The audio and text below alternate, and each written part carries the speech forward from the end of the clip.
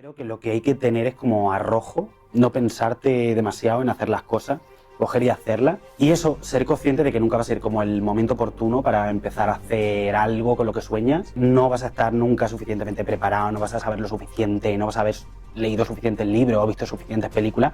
Entonces lo mejor siempre es coger y ponerte y hacer. Y si sale bien, maravilloso. Y si sale mal, pues bueno, también es maravilloso porque puedes aprender de eso. Yo creo que ahora sobre todo la dificultad a la que me estoy enfrentando es a que me tomen en serio y a conseguir llamar la atención, que alguien esté dispuesto a leerse, por ejemplo, el guión, ¿sabes? Y decir, vale, pues no es cualquier persona, no es cualquier joven, no. Pero creo que al final ahí está como esta cosa de eres joven, entonces eres inexperto y entonces no sabes. Me he dado cuenta de que en muchas ocasiones no basta simplemente con conseguir la financiación y entonces rodar algo, sino que muchas veces tienes que pasar como por el agujero de ciertos festivales, ciertas convocatorias, ciertas subvenciones para llamar la atención y entonces a partir de ahí ya financiar el proyecto y contar con la atención que de la otra manera es muy difícil conseguir.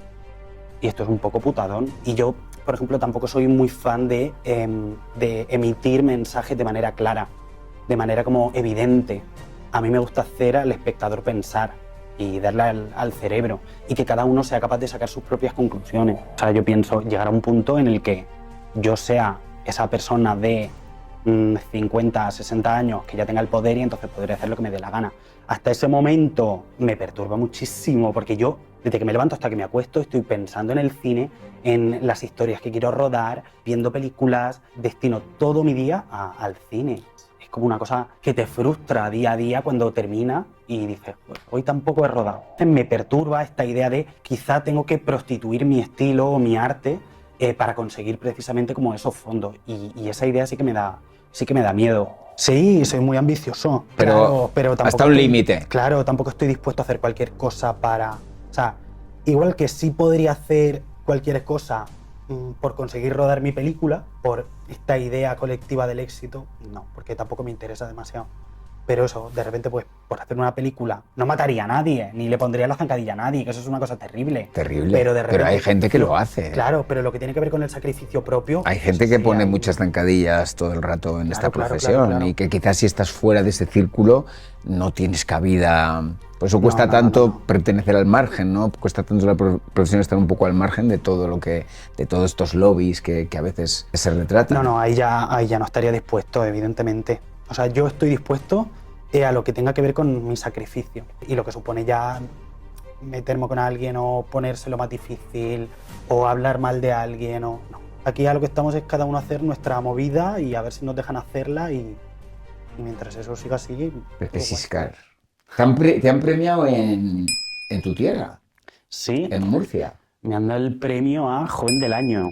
Bueno, Joven Murciano del Año. ¿Qué Claro. tiene que tener un joven para ser joven del año? Murciano. Pues mira, no tengo absolutamente ni idea. O sea, eso se lo tendrías que preguntar al jurado que lo ha decidido. Pero no lo sé. Yo lo que sí que estuve pensando, y fue un poco lo que dije allí cuando recibí el premio y cuando subí a recogerlo, era que creo que lo que hay que tener es como arrojo y, y, y- y no pensarte demasiado en hacer las cosas, coger y hacerlas. Y, y eso, ser consciente de que nunca va a ser como el momento oportuno para empezar a hacer algo con lo que sueñas.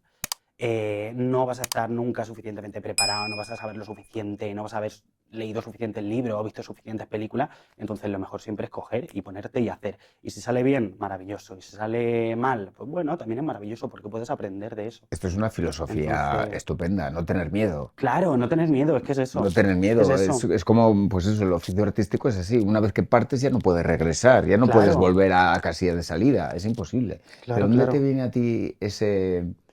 Yo que trabajo contigo, yo cuando Ujú. te conocí me impresionó mucho, porque es verdad que una persona tan joven, que no tiene por qué, pero una persona tan joven impresiona mucho que sepa tanto de cine, como es tu Ujú. caso, ¿no?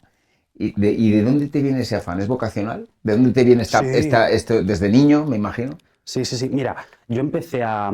Desde pequeño, no, evidentemente no sabía que existía el cine. Sí recuerdo, bueno, no recuerdo, me lo ha contado también mi familia, que la primera película que yo vi en el cine fue Hermano Oso. y que me llevaron de bebé y que mi hermana se quedó dormida enseguida, pero que yo me pasé toda la película con los ojos abiertos, mirando a la pantalla. Em, entonces, yo de pequeño lo que hacía muchísimo era dibujar. Yo me pasaba el día dibujando en todos los cuadernos, en todas las agendas, por las paredes de mi casa, todo lleno de folios. Todo. ¿Y qué, pero dibujabas de todo Dibujaba de todo, pero hace poco descubrí un baúl lleno de dibujos de hace muchos años. Y a lo mejor tenía 6 7 años y dibujaba cosas muy macabras. Esto es fuerte, porque si yo tengo un hijo y veo esos dibujos, yo lo llevo al psicólogo. Esto es Sí. así. O sea, eran muy oscuros de te chupa el alma de no sé cómo y el demonio de no sé qué. Bueno, Ostras, bueno, me bueno. estás dando Daban miedo un poco. un Miedo. mal rollo tremendo.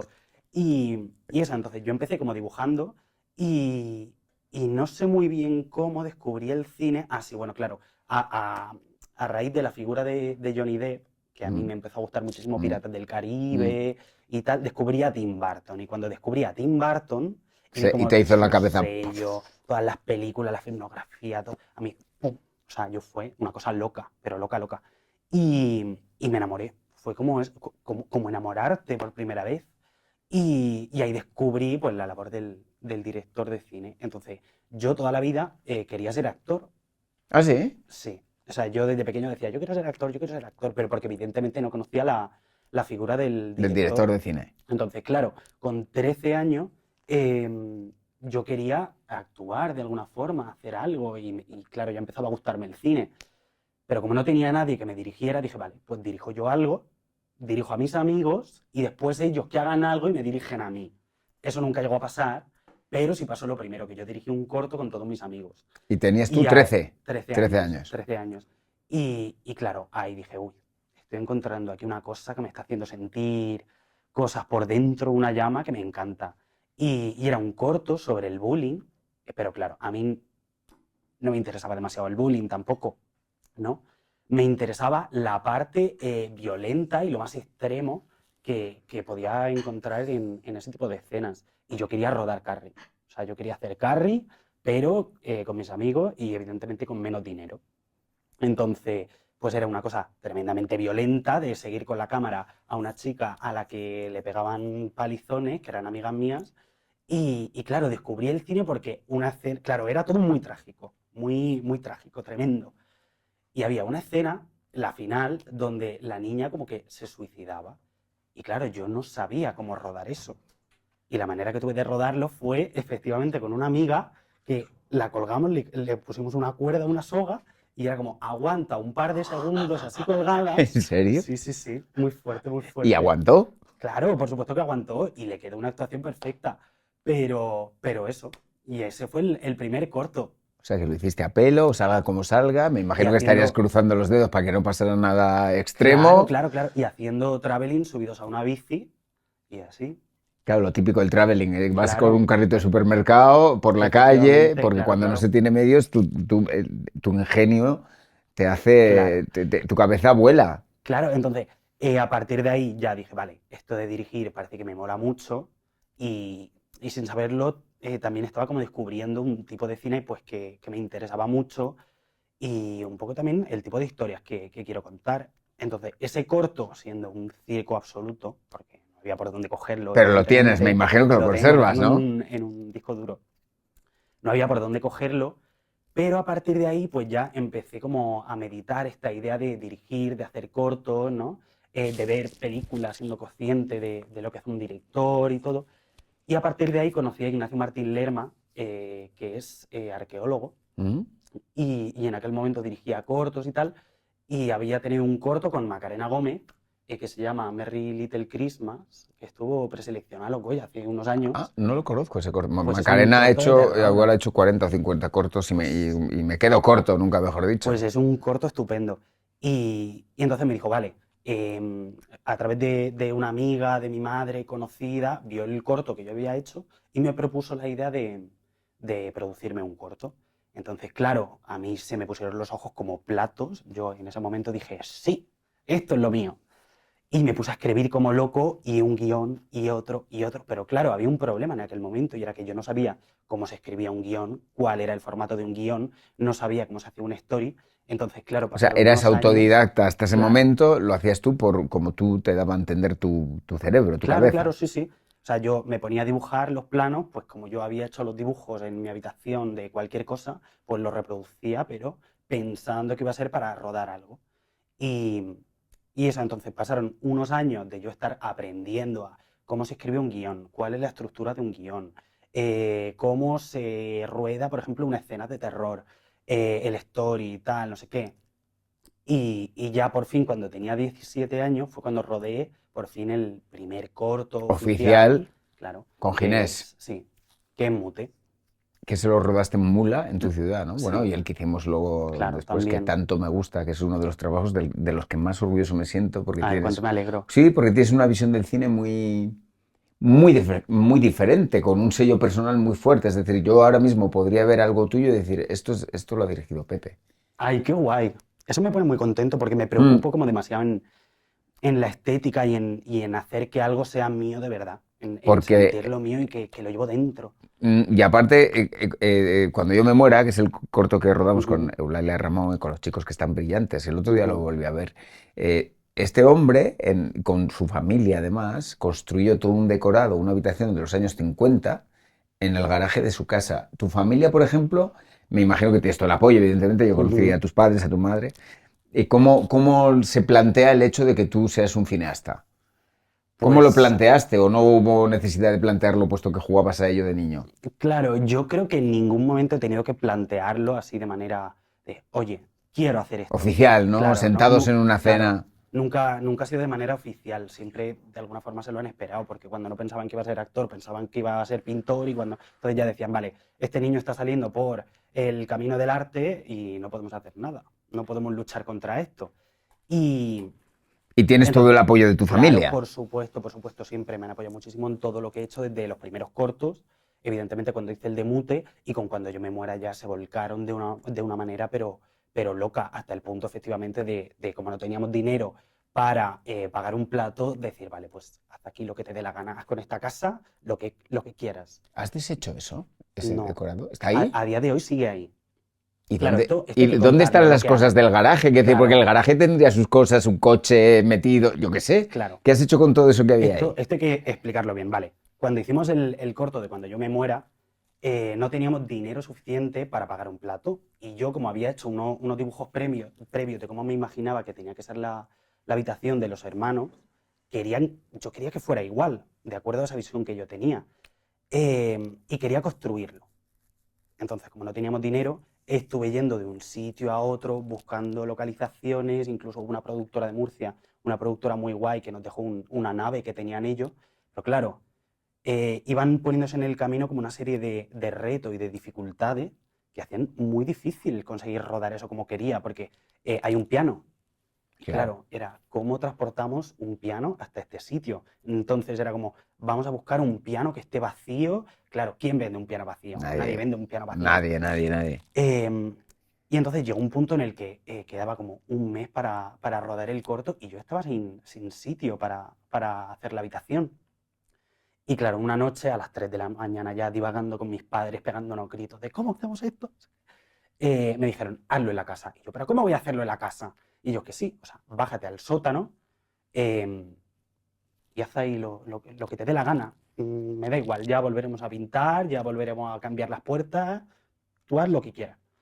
Y al final hicimos eso, efectivamente. Entonces, claro, actualmente ese sótano está sin luces en el techo porque le quitamos con las puertas pintadas de marrón, las El paredes, papel. claro, con el todo- papel de pared. Porque claro, yo, ahora que he trabajado varias veces en arte, tengo muchos conocimientos que antes no tenía. Claro, porque tú ahora te dedicas a trabajar en arte en series de televisión, por ejemplo, ¿no? Claro, ¿O o has sea, estado trabajando hasta hace poco? claro, efectivamente. O sea, yo lo que hago es dirigir, pero claro, como me toca comer, pues me decanté por el departamento de arte porque también era una cosa que me gustaba y de la que un poco creía que sabía, porque como ya había hecho dos decorados, pues decía, bueno, algo sabré, digo yo.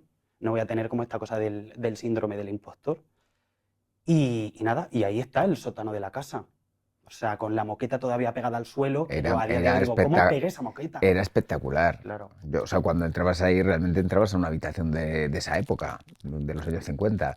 Y me imagino que te habrá servido a la hora de trabajar en la tele durante mucho Ujú. tiempo. ¿Qué es lo que debe...? Porque yo me imagino un tío de 22 años como tú, con muchas inquietudes, ¿qué dificultades tiene una persona joven en este país para trabajar o para emprender? Uf, mira, yo creo que ahora sobre todo la dificultad a la que me estoy enfrentando es a que me tomen en serio y a conseguir llamar la atención, que alguien esté dispuesto a leerse, por ejemplo, el guión, ¿sabes? Y decir, vale, pues no es cualquier persona, no es cualquier joven, ¿sabes? ¿Y Y por qué creo que cuesta tanto que un productor te cueste le cueste tanto leer guiones de alguien nuevo con buenas ideas? Quizás temes que eres demasiado bueno porque eso también es un impedimento. A veces, no, usted está claro, demasiado cualificado, no podemos ayudarte. no lo sé, no lo sé, no creo, porque para eso efectivamente tendría que leerse todo el guión. Pero creo que al final está como esta cosa de eres joven, entonces eres inexperto y entonces no sabes. Y como no sabes, no voy a perder tanto el tiempo en leerme lo que me estás Y eso proponiendo. seguro te lo dice un ¿Sabes? señor mediocre que lleva ahí toda la vida sin hacer nada, pero, Claro. pero se piensa que por ser joven eres un inexperto y no sabes de nada. Claro, entonces, a ver, yo soy consciente de que esa es la dificultad a la que me estoy enfrentando, pero como tampoco puedo hacer nada, pues me toca jugar con eso y ser inteligente y usarlo a mi favor. ¿Tú Y crees efectivamente darle la vuelta. ¿El qué? que te valorarían más si sales de España? Una vez No que lo sé. eso le ha pasado a mucha gente. Victoria Abril salió a París a vivir y volvió y de repente descubrieron que era una actriz magnífica. Se Pues no tuvo lo que ir sé. fuera. Hay muchos casos de gente que se ha ido fuera y luego se le ha valorado más aquí. ¿Piensas que a lo mejor te falta ese paso? No lo sé. Es ¿No, una cosa que nunca lo habías pensado? nunca he pensado. Nunca lo he pensado, la verdad. Pero no lo sé. O sea, yo por irme a otro país, vamos, yo estoy encantadísimo. Adoro España, pero adoro viajar Claro, y moverme de mi casa y tener y, oportunidades en otro lado, que quizás es claro. más fácil que aquí, porque aquí realmente hay cosas que parecen muy complicadas, como mover un Ujú. proyecto, y de verdad que esto me gusta hablarlo con compañeros, mover un proyecto teatral es Claro. complicadísimo. Mover un proyecto cinematográfico ni te cuento. O sea, es todo complicado, parece que te van poniendo trabas, pero sí que es verdad que tengas otros negocios, que yo he tenido otros negocios, y te lo ponen muy difícil. Efectivamente. Y hoy me pregunto que alguien me pueda responder Y por qué es todo tan difícil en este país. claro, y sobre todo porque o sea, nos enfrentamos ya a una dificultad tremenda que es la de la financiación, Mm, que son cosas tan caras que no podemos pagarlas de nuestro bolsillo, es claro, es imposible. imposible. Entonces, eso es lo principal. Pero es que después, a raíz de, bueno, de seguir trabajando, de hablar con gente, de ver cómo funciona como toda esta industria y tal, me he dado cuenta de que en muchas ocasiones eh, no basta simplemente con conseguir la financiación y entonces rodar algo, sino que muchas veces tienes que pasar como por el agujero de ciertos festivales, ciertas convocatorias, ciertas subvenciones, para llamar la atención y entonces a partir de ahí ya financiar el proyecto y contar con la atención que de la otra manera es muy difícil conseguir. Y esto es un poco putadón. En plan, esto es así. Porque tú crees que hay que dar muchas palmaditas en la espalda para que te hagan caso, para llamar la atención. No lo sé, no lo sé. Es que no lo sé, no lo sé, O sea, que no lo con ser sé. bueno no es suficiente, como es tu caso. Es Yo, que, que doy fe de que este señor es un genio, pues no tiene suficientes méritos como para que alguien le escuche. Y yo flipo. o sea, no sé si tiene que ver simplemente con ser bueno, eh, pero creo que también, o sea, en este momento estamos en un punto de la industria en el que hay ciertos temas que interesan y que se quieren ver, y hay otros que no interesan tanto, simplemente. Entonces, yo, por ejemplo, creo que formo parte de ese grupo, de que es un tipo de cine, pues que ahora Como quizás no es, minoritario, ¿no? Como que claro. no interesa demasiado porque es minoritario y no es tan blanco como a lo mejor el tipo de Claro, cine que acostumbramos claro, a... efectivamente. O sea, a mí al final lo que me gusta es el cine político, el cine violento, el cine con una carga estética muy fuerte, no abogo tanto por ese naturalismo. Entonces es cierto que ahora mismo la industria está poniendo el foco en otro tipo de películas y de proyectos. Y yo, por ejemplo, tampoco soy muy fan de emitir mensajes de manera clara, de manera como evidente. a mí me gusta hacer al espectador pensar y darle al cerebro y que cada uno sea capaz de sacar sus propias conclusiones. Claro, algo que parece ser Entonces, que no está en boga, ¿no? claro, claro, ahora hay muchos proyectos que el mensaje que emiten es claro. O sea, la sinopsis es lo mismo que te cuenta la serie, no hay como un trasfondo, no hay... Entonces, bueno, pero yo creo que ya llegará el momento, ¿no? ¿Estás Simplemente... tranquilo en ese aspecto? ¿No tienes ansiedades como decir, oye, Ah, no, yo no tengo nada me tranquilo. estáis desaprovechando?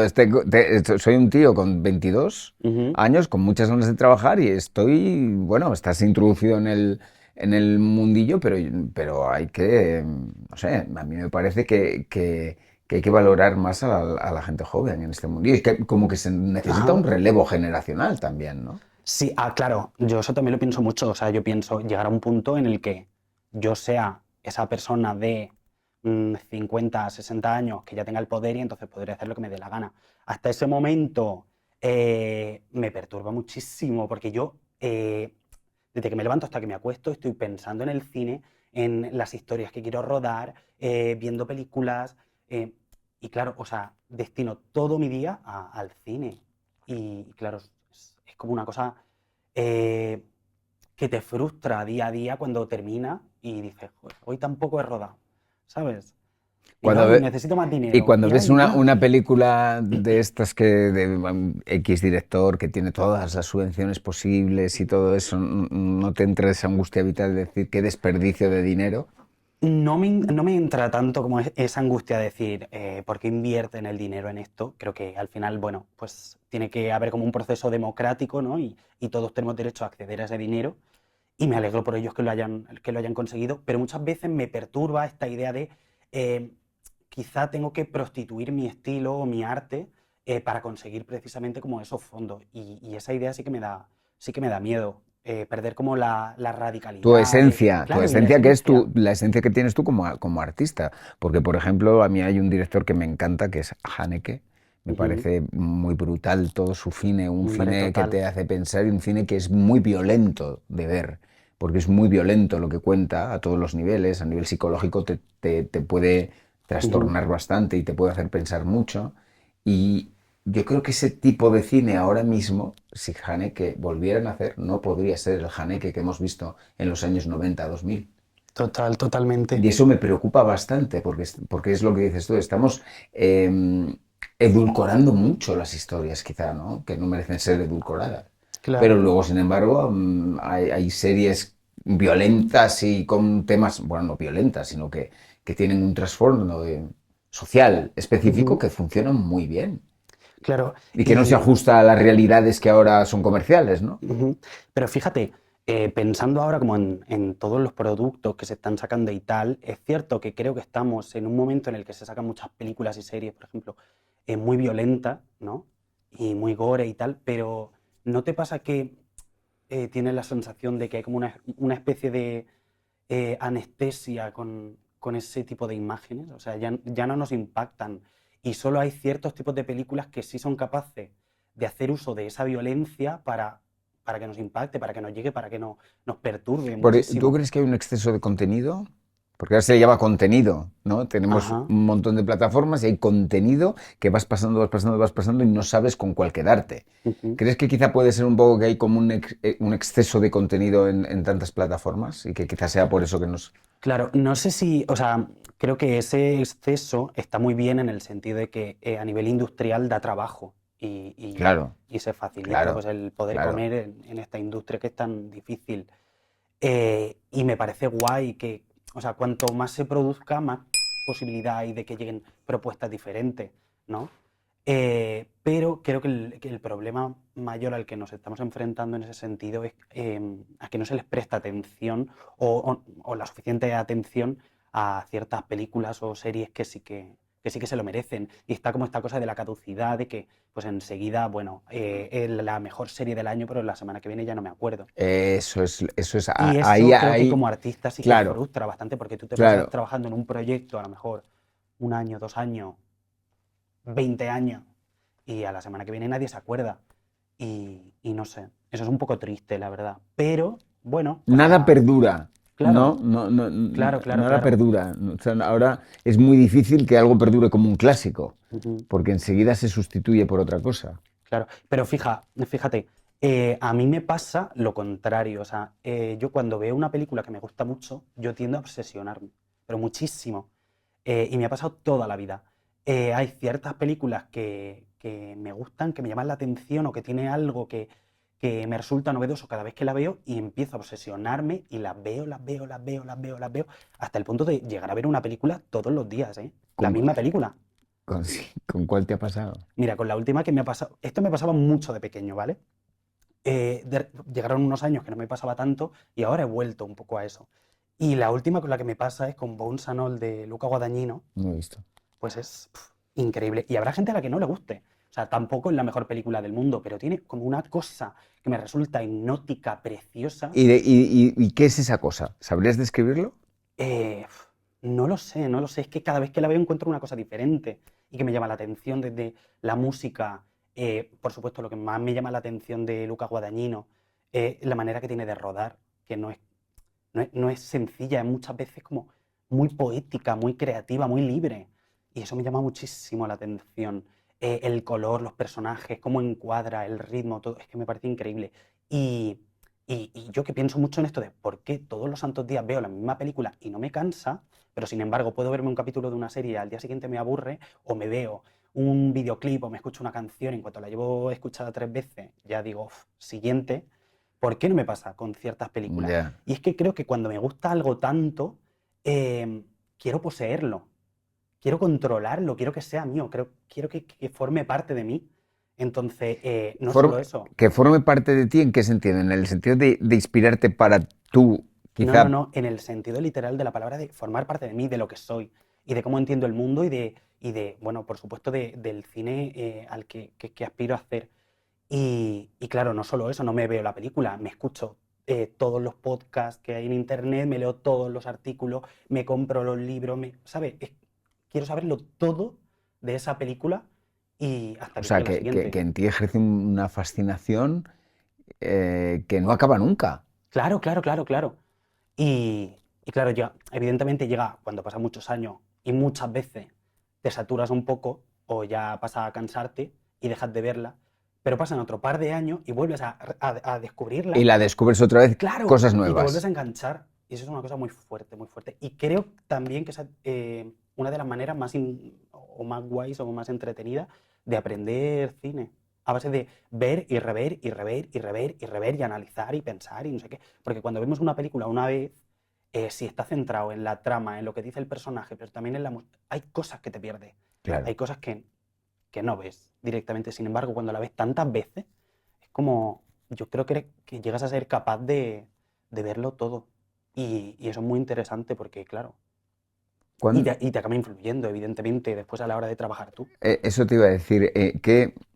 ¿Qué cineastas te han influido a ti a la hora de plasmar lo que vemos de ti, ¿no? Ujú, Que los colores, por ejemplo, son muy...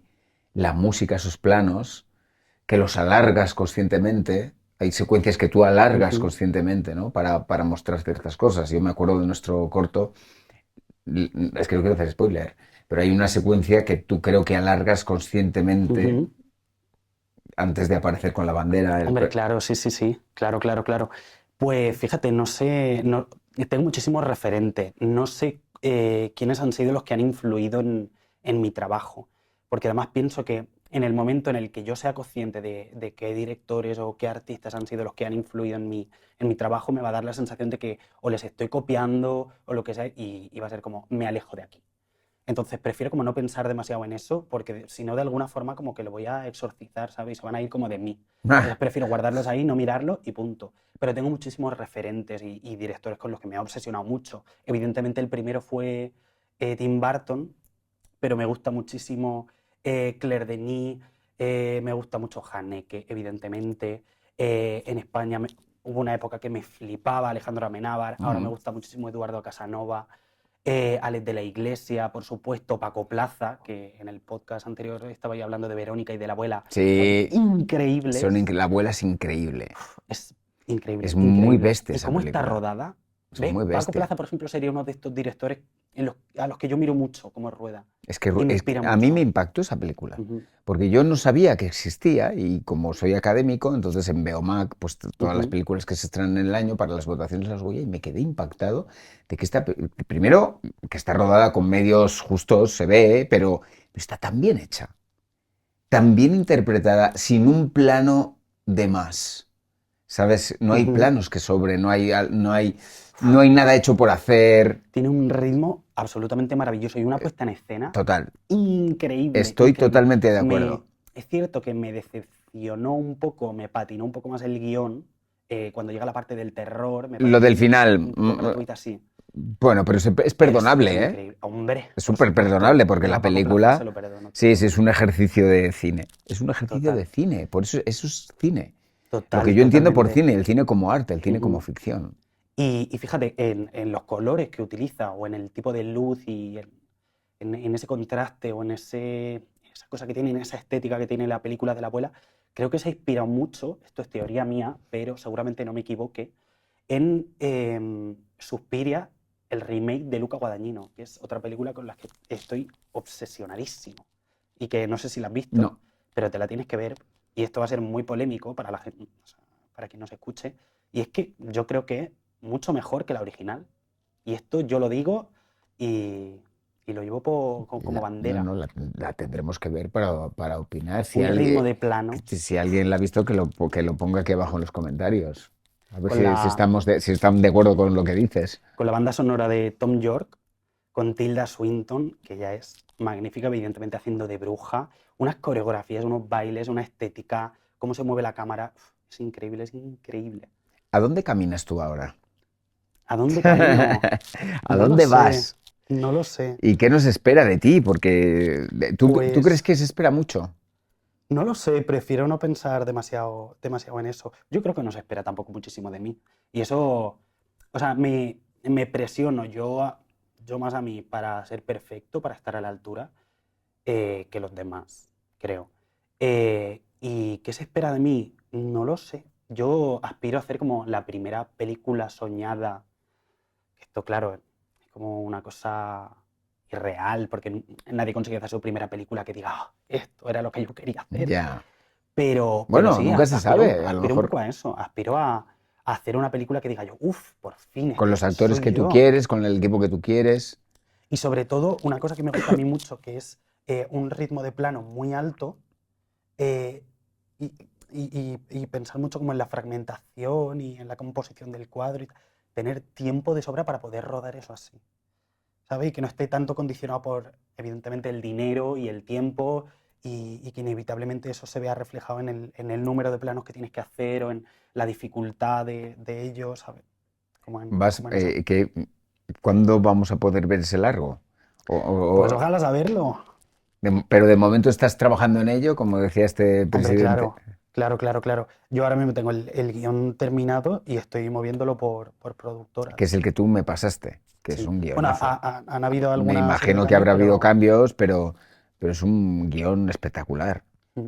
Y aparte, estoy haciendo un corto documental que va muy de la mano con otro corto de ficción que también tengo escrito. No sé si lo rodaré, yo quiero, pero no lo sé, porque como estoy centrado en lo de la peli, pues esto está como secundario. Pero me gustan mucho y me atraen mucho. Y Es- aparte ¿Escribes tú el solo resto. o escribes con alguien? Yo solo, yo solo. Y a la vez que escribes tú ya tienes una composición de lo que va a ser ese plano. Esto, fíjate, esto es muy curioso, porque eh, yo cuando empecé a pensar a pensar los primeros relatos y a crear mis primeras historias, o sea, empezaban en la imaginación, ¿no? Evidentemente, como todo. Eh, y lo primero que hacía yo era dibujarlos. Y después ya los escribía, ¿no? Con frases, tal, cual, no sé qué. Y sin embargo, cuando empecé a aprender cine y el proceso y todo lo que implica y tal, evidentemente empezaba por los guiones. Pero siempre llegaba como una fase en el que me quedaba estancado y no sabía cómo salir de ahí, ¿no? No sabía, no, o sea, me quedaba como obcecado, todo me parecía una mierda, todo me parecía que estaba muy visto, lo veía escrito sobre el papel y yo decía, me parece interesante, pero pero hay algo aquí que falta, Ya, ¿no? ya. Y al final me quedaba como, me frustraba, lanzaba los guiones, los dejaba, no los terminaba, no tal. Y hace poco pensé, vale, y si invierto el proceso y cuando llegue a esta fase o alguna versión de guión con la que no estoy demasiado contento eh, y siento que me haya estancado, dejo aparte el guión, me pongo con el historia a plantear cómo quiero rodar cada escena y ya vuelvo, y ahí me funcionó. Y entonces conseguí terminar el guión a través del story. Y entonces, claro, empecé a ser consciente de que normalmente cuando yo creo, en mi cabeza aparecen imágenes, aparecen secuencias montadas, aparecen con un ritmo, con un tipo de planos, con una música, Entonces ponerme directamente a escribir muchas veces acababa haciendo que eso se quedara atrás y se perdiera, ¿no? Y se acabara como reduciendo. Y, y sin embargo, si yo empezaba dibujándolo, viéndolo, ¿Era más claro para ti? era mucho más claro y resultaba mucho más inspirador. Y además accedía como a unos rincones de mi mente que quizá mediante el guión no accedo tan fácilmente, ¿no? Y era como esta cosa de, vale, pues imagínate, tenemos a una persona sentada y tiene un primer plano aquí y se gira. Vale, pero ¿qué pasa si se gira y no sé cómo? Y si lo pillamos desde atrás, ¿qué tiene aquí? ¿No? Y entonces van surgiendo como cosas muy interesantes que si solo escribo no aparecen, ¿no? Porque inevitablemente me lo acabo llevando como por una cosa mucho más racional, mucho más lógica, mucho más pensada o de a ver cómo funciona, ¿no? Como obra, como tal. Es que me parece muy, muy Entonces, interesante esto que cuentas. Y sí, luego te sí. imaginas también ese tipo de luz tan característica que tienes en tus historias. La Sí, sí, luz sí. tan, esa fotografía, por ejemplo. Total, total. ¿Eso te lo imaginas mientras estás dibujando? Sí, sí, sí, sí, sí, por supuesto. Me imagino siempre el tipo de planos, los objetivos y el tipo de luz. Y tiendo siempre como a una especie de contraste que me gusta mucho, que es como si fueran cuadros, ¿no? Mm. De Goya, de tal. Bueno, estoy obsesionado con las pinturas negras de Goya, entonces siempre aspiro un poco a eso. Y cuando siento que me alejo, me aparece la sensación como de que no soy yo, ¿no? De, vale, quizás esto es otra cosa, este es Claro, otro porque tema sí, muy y interesante. si claro, porque te iba a decir, y si te hablamos de cosas por encargo, por ejemplo, Claro. que te hacen irte de tu sello, pero es un trabajo alimenticio, ¿cómo defiendes eso? Y el por qué llegan hasta ti, porque me imagino que una vez que llegan a ti por un trabajo determinado Ujú. y luego te lo pretenden cambiar, ¿no? Claro. Es algo incomprensible. Esto es que es muy interesante porque me pasó una vez, bueno, ya te lo conté una vez, Sí, me lo pero contaste, pero hice ahora, un proyecto, ¿vale? Y en ese proyecto fue como por encargo, un videoclip y tal. Y claro, intentaban como coartarme o censurarme todo lo que formaba parte de mi estilo, ¿no? Me decían, es demasiado oscuro, es demasiado, no sé cómo, funcionaría para otros artistas, pero no para estos, tal. Y pero yo, claro, pero ¿por qué entonces, te ¿por qué me, llamaron a por qué me ti? habéis llamado a Claro, mí? Si claro. me habéis llamado por mi trabajo, no lo entendía muy bien. Y al final, más o menos, conseguí hacer lo que me dio la gana. Esto está un poco feo, evidentemente, pero es que si no, yo sentía que no merecía la pena. Y si no tengo el control de algo y si no siento que estoy poniendo todo el corazón en ello, ¿para qué? Es que no lo entiendo muy bien. Entonces, con todo esto de los proyectos por encargo, yo a tope con ello, pero es verdad que tengo que sentir que están en consonancia con lo que soy. Claro que encajas en eso, ¿no? Que Claro, puedes manejarte con lo que tú eres, con el proyecto que te efectivamente, encomiendan. ¿Tú claro. venderías tu alma al diablo como el protagonista de... ¿cómo es esta película de Polanski que me gusta tanto? El bebé de Ah, La La semilla del semilla del diablo. diablo. ¿Venderías tu alma al diablo con Uf, este qué actor, buena. por este actor, que es una de mis películas favoritas, Ujú. por el éxito? No, no. O sea, ¿qué es el éxito? No lo sé. Para mí Nadie el lo éxito sabe. sería hacer mi película y quedarme en mi casa Feliz. pensando, pudiéndome permitir hacer la siguiente y ya. O sea, para mí eso es el éxito. Y poder bajar al bar debajo de mi casa y beberme una cerveza con mis amigos y ya. O sea, lo que se salga de eso, pues está muy bien, pero bueno, pues sí que. ¿No te consideras una persona ambiciosa? Sí, soy muy ambicioso. Pero no vendería, pero no, pero Claro, pero hasta tampoco un estoy, límite. claro, tampoco estoy dispuesto a hacer cualquier cosa para, o sea, igual que sí podría hacer cualquier cosa por conseguir rodar mi película, ¿no? Eh, por esta idea colectiva del éxito, no, porque tampoco me interesa demasiado. Pero eso, de repente, pues, por hacer una película, no mataría a nadie, ni le pondría la zancadilla a nadie, que eso es una cosa terrible. Terrible. Pero de repente, Pero hay gente que lo hace. Claro, pero lo que tiene que ver con el sacrificio propio. Hay gente que sí, pone hay- muchas zancadillas todo el rato en esta Claro, profesión claro. y que quizás si estás fuera de ese círculo no tienes cabida. Por eso No, cuesta no, tanto no. pertenecer al margen, ¿no? Cuesta tanto la profesión estar un poco al margen de todo lo que, de todos estos lobbies que a veces, Claro, que a claro. veces se retratan. No, ahí ya no estaría dispuesto, evidentemente. O sea, yo estoy dispuesto a lo que tenga que ver con mi sacrificio, con el trabajo, conmigo mismo, ¿no? De hasta dónde soy capaz de llegar, simplemente con eso. Y lo que supone ya meterme con alguien o ponérselo más difícil o hablar mal de alguien o... No, eso no. O sea, tampoco le encuentro demasiado el sentido. O sea, Ni el aquí ya lo que estamos es... beneficio. Claro, aquí ya lo que estamos es cada uno hacer nuestra movida y a ver si nos dejan hacerla y mientras eso siga así, todo guay.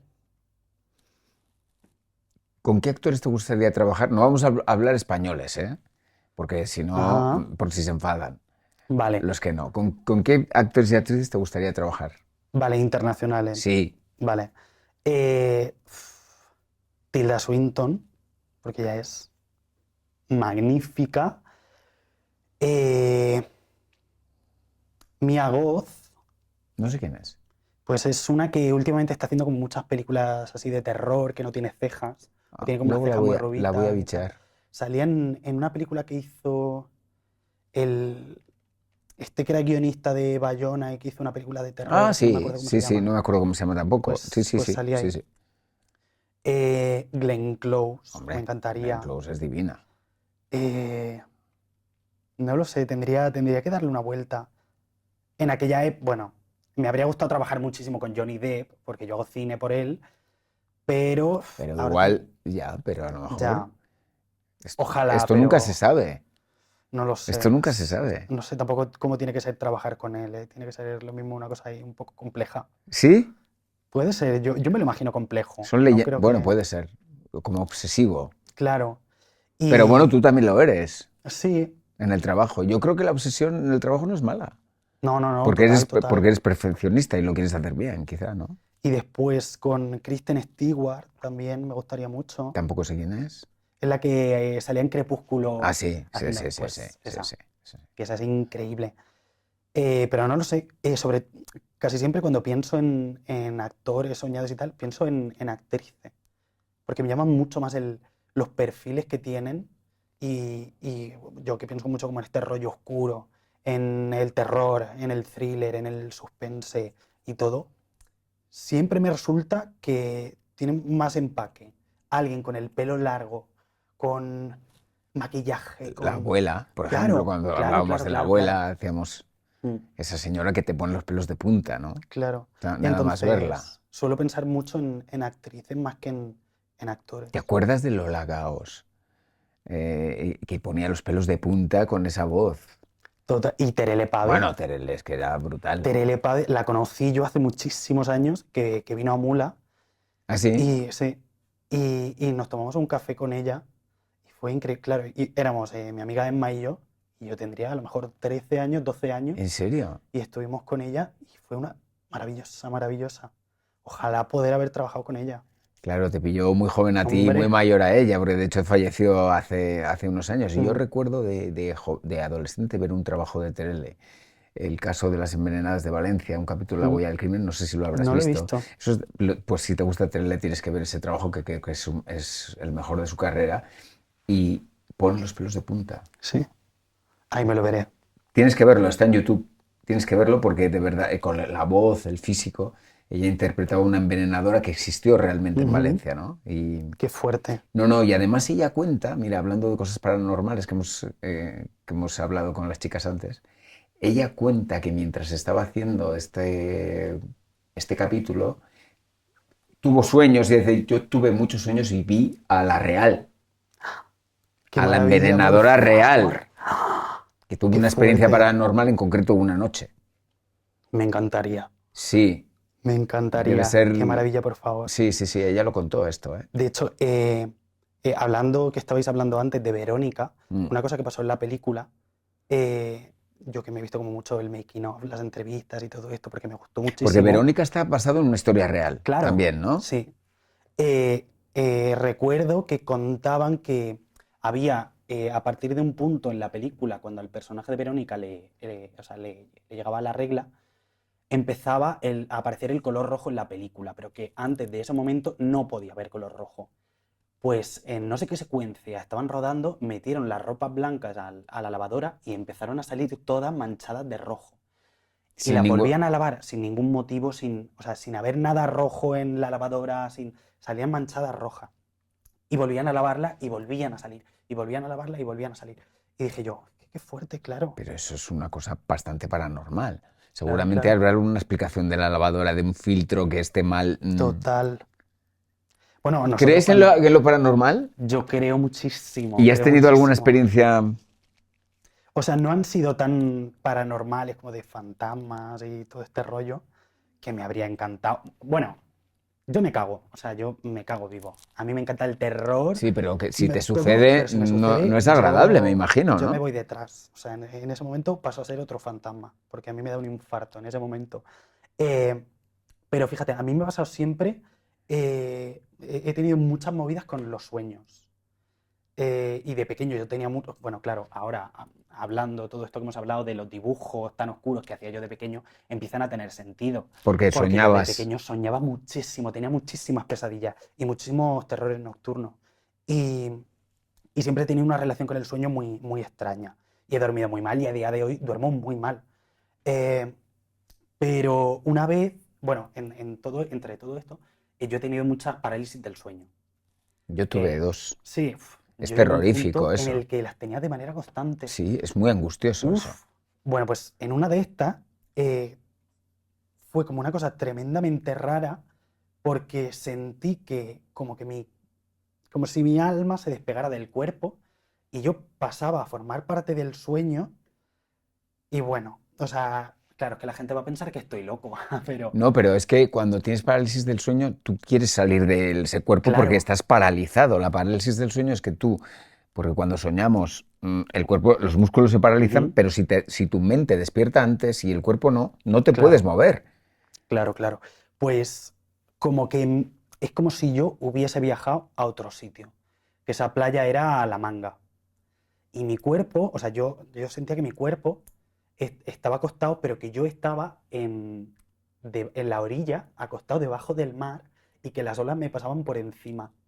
Y entonces yo era capaz de ver como el cielo estrellado y la luna, y entonces como que conseguía salir a la superficie y era todo como súper tranquilo y tal, y empezaba a escuchar una voz, y en ese momento un par de amigas como que llegaban y se bañaban desnudas y estaban bañándose y tal, y no sé qué, y yo como que me volvía a echar hacia atrás, y en ese momento sentí, pero tal cual, como o sea, como si mi cuerpo bajara del techo y me metiera dentro. Y lo sentí por cada poro del cuerpo, fíjate. Y al día siguiente fui a la playa y pues lo típico, voy con mis amigos y ¿qué habéis hecho estos días? Tal, pues hicimos un botellón y estuvimos aquí en la playa anoche, no sé qué. Y como nos pusimos borrachas, pues al final acabamos bañándonos desnudas en el mar. Y yo, ¿qué? Y yo, ya lo sabía. Y ella, Y eso ¿cómo era que ya lo como un sabías? sueño, claro, un sueño que tuviste mientras tenías esta parálisis. Sí. Y eso es lo único fuerte como que me ha llegado a pasar. El resto han sido pues eso, mucha pesadilla, muchas cosas Ya, oscuras, ya, ya. mucho... Sí. Pero eso dije yo, bueno, pues no le encuentro mucho la explicación. Pero me parece una fantasía. Y es tan angustioso estar en o sea, en estas parálisis del sueño. A mí me pasó dos veces y las dos veces en un tren. De esto que te quedas traspuesto y no me podía, o sea, no me podía Total, mover. total. Y hostia, es que Y, quiero abrir los ojos y no podía. Literalmente, algo como abrir un ojo, no puedes hacerlo. y una de las últimas veces no conseguía despertarme y llegaba como a dolerme mucho el cuerpo. Y me acuerdo que cuando me desperté empecé a escribir en una de mis libretas que La yo ya había sensación que sentido, habías tenido. claro, y lo que puse fue como, yo ya he sentido lo que es morirse, entonces ya no me da miedo. Es que es un poco eso, ¿eh? Debe ser. Porque Sí, como no puedes moverte, ¿no? y dije, bueno, pues supongo que no será peor que esto, porque lo he pasado tan mal que... Se pasa muy mal, Claro. es que es muy angustioso y seguramente, joder, me encantaría que en los comentarios que ponen debajo de esto, cómo se va a colgar y tal, que la gente que ha tenido parálisis del sueño contase su experiencia, porque realmente es bastante... Podrías hacer una Muy película fuerte. sobre esto. Es que me encantan los sueños, escribo muchas cosas sobre los sueños. O sea, que ya tienes una idea futura con respecto a esto. Sí, sí, sí. Es el que te comentaba de el documental que va como de la mano con un corto de ficción. Pues esos van sobre el tema de los sueños, pero porque es una cosa que me interesa muchísimo y porque al final, cuando sueñas, se crea como todo un lenguaje nuevo y está como esta cosa de lo subjetivo y del mundo de los sueños, donde no sabes qué es real, qué es inventado, y cómo hay cosas que tú almacenas en tu cabeza que se quedan ahí guardadas, que no eres consciente de ellas y de repente a través de un sueño Sí. aparecen otra vez. No, y de repente estás en una... a veces, de los pocos sueños que yo recuerdo, que a lo mejor estás hablando de una conversación cotidiana de algo que para ti es completamente intrascendente, y luego llega la noche y sueñas con esa conversación amplificada, no sé, edulcorada Sí, o... sí, sí. o con... Y de deseos y de miedos. ¿No te ha llegado nunca a pasar algo que en principio no te da miedo, tienes un sueño y a raíz de ese sueño empieza a darte miedo en la vida real? Son muy fuertes. Es que realmente tengo muy poca...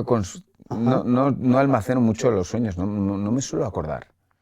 Hay algunos que sí, los tengo muy clavados, sobre todo en un periodo en que yo me fracturé la pierna y ahí tenía muchísimos sueños. Y uno además lo tengo como algo, digo, ostras, esto lo escribí todo para que no se me olvidase nunca. Yo hace casi 10 años que me fracturé el peroné. Pero normalmente en mi día a día no recuerdo mucho los sueños. Suelo despertar y inmediatamente se me olvida. Qué fuerte. Y eso, encuentro un poco como un paralelismo entre la escritura y los sueños porque entras como en esa especie de trance y eres capaz de llegar a zonas de tu mente Totalmente. que normalmente a las que no puedes acceder, que son puertas cerradas. Y Eso es muy interesante. Eso me llama mucho la atención. Tú que eres listo y que eres un genio, tienes que escribir algo con respecto a esto. Por cierto, ¿qué te ha parecido a ti una película como La Sustancia? Pues fíjate, me gustó mucho, la vi en San Sebastián y me flipó, porque dije, esto es una película que habría hecho yo, este exceso, pues me habría encantado. Pero la segunda vez que la vi me cansó un poco más, Claro. porque vi mucha repetición. Y no había ya factor sorpresa, ya la habías visto y ya no te... Claro. Yo debo decir que la primera hora y media me fascinó. De la hora y media hacia adelante, hacia el final de la película, me cansó un poco, aún así admiré todo ese exceso. Claro, yo es que ese momento de ya el monstruo poniéndose al pendiente con la banda sonora de Vértigo, mirándose en el tocador, yo dije... La Sang es un homenaje a Carrie, todo ese final. Es una película que era necesaria hacer y la primera hora y media dura 2 horas y pico. La primera hora y media es excelente.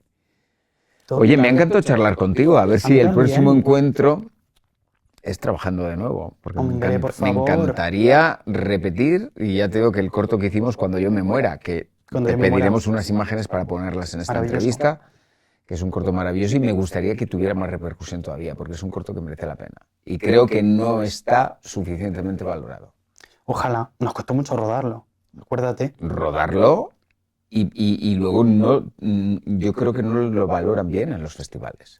Ya, yo tengo la sensación como de que no se entendió demasiado bien. Es que no se entiende, no lo entienden, pero porque se sale un poco de la norma.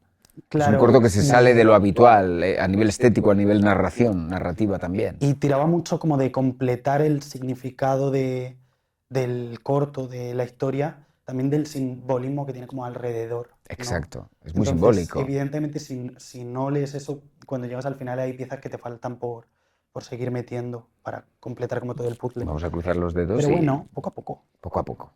Gracias, rey mío. Gracias. Gracias a ti por traerme, que tengo muchas ganas de venir. Y yo. Chao. Chao.